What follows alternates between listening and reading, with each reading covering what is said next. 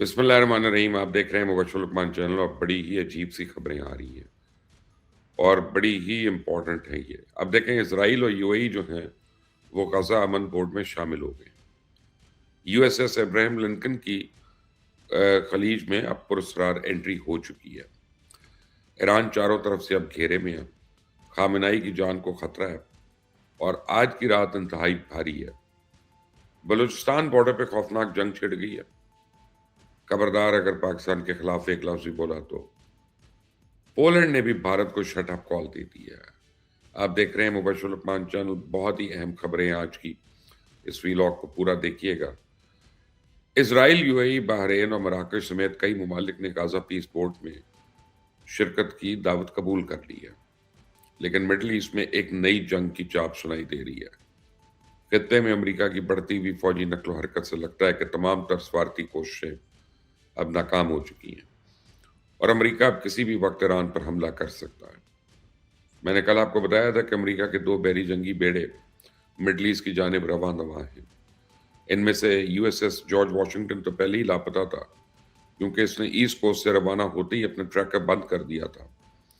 اب خبر آ رہی ہے کہ امریکہ کا دوسرا جنگی بیڑا بھی لاپتہ ہو گیا. تو بھارتی میڈیا کے مطابق یو ایس ایس ابراہیم لنکن کل رات خلیج بنگال میں داخل ہوا اور اس کے بعد وہ پراسرار طور پہ لاپتہ ہو گیا. بتایا جا رہا ہے کہ یو ایس ایس ابراہیم لنکن نے اپنی لوکیشن کو خفیہ رکھنے کے لیے ٹریکر بند کر دیا. تاہم اگر وہ اپنی معمول کی رفتار سے آگے بڑھتا رہے تو آج رات یا کل صبح سویرے بحر عرب میں خلیج فارس کے دہانے پہ یعنی چابہار بندرگاہ کے کہیں آس پاس پہنچ جائے گا. اور اس جنگی بیڑے کی آمد نے خطے میں خطرے کی گھنٹی بجا دی ہے کیونکہ اب امریکن طیاروں کو ایران پہ اسٹرائک کرنے کے لیے کسی بھی مسلم ملک کی ایئر اسپیس استعمال کرنے کی ضرورت نہیں پڑے گی. پچھلے 24 گھنٹوں میں امریکہ کے مزید 12 F-15 ایگل جو ہے فائٹر جیٹس وہ اردن میں امریکن اڈے پہ پہنچے ہیں. قطر اور کویت میں امریکہ کی فضا میں ری فیولنگ کرنے والے 8 ٹینکر طیارے پہلے ہی موجود ہیں جبکہ مزید 4 KC-135 ٹینکر آج اسپین بھی آ پہنچے. یہ وہ پیٹرن ہے جو پچھلے سال ہم نے جون میں بھی امریکی حملے کے دوران دیکھا تھا. ان تمام تر تیاریوں کے باوجود نیتن یاہو کو اب بھی شک ہے کہ امریکہ ایک بار پھر ایران پر حملے کا ارادہ ملتوی کر سکتا ہے. اس لیے اسرائیلی میڈیا نے اب نیا دعویٰ شروع کر دیا کہ اگر امریکہ نے حملے میں مزید تاخیر کی تو پھر وہ خود حملے میں پہل کر دے گا. نیتن یاہو کے شیطانی عزائم کو دیکھتے ہوئے مجھے تو یوں محسوس ہو رہا ہے کہ شاید اب ڈپلومیسی میں کوئی گنجائش باقی نہیں بچی. ہو سکتا ہے اس مرتبہ بھی آخری لمحے میں کوئی پیش رفت ہو جائے، جنگ کا خطرہ ٹل جائے، لیکن اب اس کی امید کم ہوتی جا رہی ہے اور ایران کے اندرونی صورتحال اس وقت استحکام کی جانب بڑھ رہی ہے اور حالات حکومت کے کنٹرول میں ہیں. سڑکوں پہ اب مظاہرین کی جگہ حکومت کے حمایتی لوگ ریلیاں نکال رہے ہیں اور کسی بھی اندرونی حملے سے بچاؤ کے لیے بختر بند گاڑیاں گشت کر رہی ہیں. ایرانی حکام نے عام پولیس کی مدد کے لیے اپنی فورس اور اینٹی ٹیررزم اسکواڈ کو بھی شہروں میں تعینات کر دیا ہے. ان حفاظتی اقدامات کے باوجود سابق شاہ ایران یعنی ان کے بیٹے کو یقین ہے کہ اگلے چند روز میں ایرانی رژیم کا تختہ الٹ جائے گا. ایک طرف وہ ایرانی عوام کو سڑکوں پہ نکلنے کی اپیل کر رہے ہیں، دوسری طرف سپریم لیڈر آیت اللہ خامنائی کو نشانہ بنانے کی دھمکیاں بھی دے رہی ہیں. سنیں ذرا. نه در تاریخ، نه در حافظه ملی، نه در قلب ما. آن روز دور نیست، روزی که با هم جشن بازپسگیری ایران را میگیریم و با سربلندی میگوییم ایستادیم، جنگیدیم و پیروز شدیم. پاینده ایران. آپ دیکھیں کہ جوں جوں ایران پر امریکی حملے کا خدشہ حقیقت میں بدل رہا ہے توں افغانستان نے پاکستان کو انگیج کرنے کے لیے سرحدی جھڑپیں شروع کر دی ہیں. افغان طالبان نے کل چمن سیکٹر میں FC بلوچستان کی پوسٹ پر حملہ کیا. آج انہوں نے قلعہ سیف اللہ میں زوب سیکٹر پہ فائر کھول دیا. تکلیف یہ ہے کہ FC کے دستے بارڈر پر حفاظتی باڑ کیوں نصب کر رہے ہیں. یہ لوگ تو ایک عرصے سے انتظار میں تھے کہ کب امریکہ ایران پہ دھاوا بولے اور کب وہ پاکستانی اور ایرانی بلوچستان میں داخل ہو کر لوٹ مار کریں، فساد برپا کریں. پاکستان تو ان کی رگ رگ سے واقف ہے، کم از کم مجھے تو اس کا پوری طرح علم تھا پہلے اور آج بھی ہے کہ اگر خدا نہ خواستہ ہمارے ہمسائے میں کوئی نئی جنگ چھڑ گئی تو طالبان رجیم اس انریسٹ کا بھرپور فائدہ اٹھانے کی کوشش کرے گی. آپ ان کی منافقت کا اندازہ اس بات سے لگا لیں کہ ابھی کل ہی دن کے وقت افغان وزیر داخلہ سراج الدین حقانی نے پاکستان کے تحفظات دور کرنے کا اعلان کیا۔ رات کو افغان فورسز نے ذوب میں فائر کھول دیا۔ آپ ذرا خود سوچیں، ان حالات میں سیز فائر معاہدے کی مسلسل خلاف ورزی کا کیا مقصد ہے؟ یہ اشتعال انگیزی نہیں تو اور کیا ہے؟ موجودہ حالات کو دیکھتے ہوئے اس میں کوئی شک نہیں کہ یہ لوگ پاک فوج کو مسلسل انگیج کرنے کی سازشیں کر رہے ہیں۔ میں آپ کو بتاؤں کہ ایف سی کے جوانوں نے آج تو افغانستان کی صرف اس پوسٹ کو اڑایا جہاں سے فائر آ رہا تھا، لیکن افغان طالبان نے آئندہ کوئی حماقت کی تو پھر بھاگنے کا بھی راستہ نہیں ملے گا۔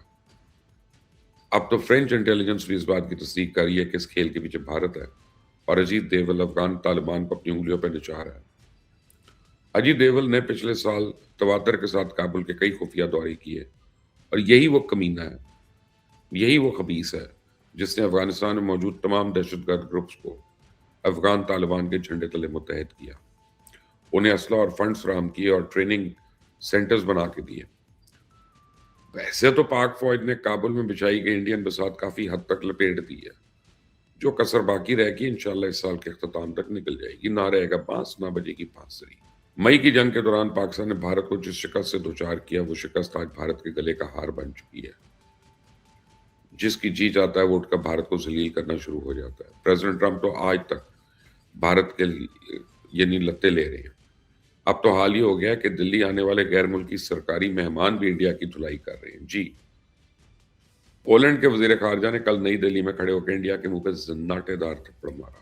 ہوا یوں کہ پولینڈ کے وزیر خارجہ نے پچھلے سال آپریشن سندور کے فوراً بعد پاکستان کا دورہ کیا، اور اس دورے کے دوران انہوں نے مقبوضہ کشمیر میں بھارتی مظالم کی مذمت کرتے ہوئے کشمیریوں کے حق خود ارادیت کی حمایت کی۔ بھارت تب سے انگاروں پہ لوٹ رہا تھا۔ پرسوں پولینڈ کے وزیر خارجہ سرکاری دورے پہ جب نئی دہلی پہنچے کہ پولینڈ کو دہشت گردی کے خلاف زیرو ٹالرنس کا مظاہرہ کرنا چاہیے، اور بھارت کے پڑوس میں دہشت گرد انفراسٹرکچر کو ایندھن فراہم کرنے میں مدد نہیں کرنی چاہیے۔ اب یہ پاکستان کے خلاف بھارت کا پرانا گھسا پٹا بیانیہ ہے، لیکن اب پوری دنیا سے بھارتی پروپیگنڈے کو مسترد بھی کر چکی ہے۔ تو پولش وزیر خارجہ نے جے شنکر میمن کے شکوے کے جواب میں نہ صرف رشیا اور بھارت کے تعلقات پہ اعتراض اٹھا دیا، بلکہ دونوں ممالک کی مشترکہ فوجی مشقوں کو یورپ کے لیے دھمکی آمیز بھی قرار دے دیا۔ سنیں ذرا کیا کہا انہوں نے۔ We also have concerns. India took part in the Zapad exercises in Russia that we find threatening. So I was very glad that we were able to discuss frankly what's on our minds. تو اگر آپ اس بات پہ حیران ہو رہے ہیں کہ polish وزیر نے پاکستان کی خاطر انڈیا کی دھلائی کیوں کی، تو شاید آپ کو پاکستان اور پولینڈ کے درینہ تعلقات کا علم نہیں۔ دوسرے جنگ عظیم کے بعد جب پولینڈ سوویت یونین کنٹرول میں چلا گیا، پھر برطانوی ایئر فورس میں خدمات سر انجام دینے والے تمام پولش پائلٹس بے گھر اور بے روزگار ہو گئے تھے۔ پاکستان ان دنوں اپنی ایئر فورس کھڑی کرنے کی کوشش کر رہا تھا، تو پولینڈ کے ان تجربہ کار ہوا بازوں نے موقع دیکھتے ہوئے پاکستان کا رخ کیے لیا۔ پاکستان نے بھی ان کو ویلکم کیا، اور نتیجتاً پاک فضائی آج خطے کی دوسری بڑی طاقتور فضائیہ ہے۔ اس وقت پاکستان نے تقریباً 30 پولش افسروں کو بھرتی کیا، تو یہ لوگ بنیادی طور پہ انسٹرکٹرز اور ٹیکنیکل ماہرین کے طور پہ آئے۔ انہوں نے نہ صرف پاک فضائیہ کو کھڑا کرنے میں بنیادی کردار ادا کیا، بلکہ رسالپور میں ایئر فورس اکیڈمی اور پی آئی اے جیسے اہم ادارے قائم کرنے میں بھی مدد کی۔ ان پولش ہوا بازوں کے کانٹریکٹس کی مدت جب ختم ہو گئی تو ان میں سے چند ایک مستقل طور پہ پاکستان میں ہی بس گئے، اور انہوں نے 65 کی جنگ میں لاہور کا دفاع بھی کیا، جس پر ان کو ستارہ پاکستان بھی دیا گیا اور قومی ہیرو کے طور پہ سراہا گیا۔ تو پولش ہوا بازوں نے پاکستان میں ہوا بازی کے بنیادی ڈھانچے کو ترقی دینے میں بھی مدد کی، اور ان کے ایک ایئر کوموڈور کی نے تو پی ایف کے ٹرانسپورٹ کمانڈ کی قیام کی قیادت کی۔ پھر بعد میں اس پارکوں کے ساتھ منسلک ہو گئے جہاں انہوں نے پاکستان میں راکٹ ٹیکنالوجی اور میزائل پروگرام کی بنیاد رکھی۔ انہیں پاکستان کے خلائی پروگرام کا موسم بھی مانا جاتا ہے۔ وہ دن اور آج کا دن پاکستان اور پولینڈ کے عسکری رشتے کبھی کمزور نہیں ہوئے، بلکہ وقت کے ساتھ ساتھ بہتر ہوئے ہیں۔ تو بھارتی وزیر خارجہ کو شاید اس ہسٹری کا پتہ نہیں تھا، اسے تو بیچارے نے گھر آئے مہمان کے ہاتھوں اپنی بےزتی کرا لی۔ آپ کی کیا رائے ہے؟ خطے میں کیا ہونے جا رہا ہے؟ کیا امریکہ ایران پہ حملہ کرے گا یا نہیں کرے گا؟ مجھے کامنٹس میں ضرور بتائیے گا۔ اپنا خیال رکھیں۔ اللہ حافظ.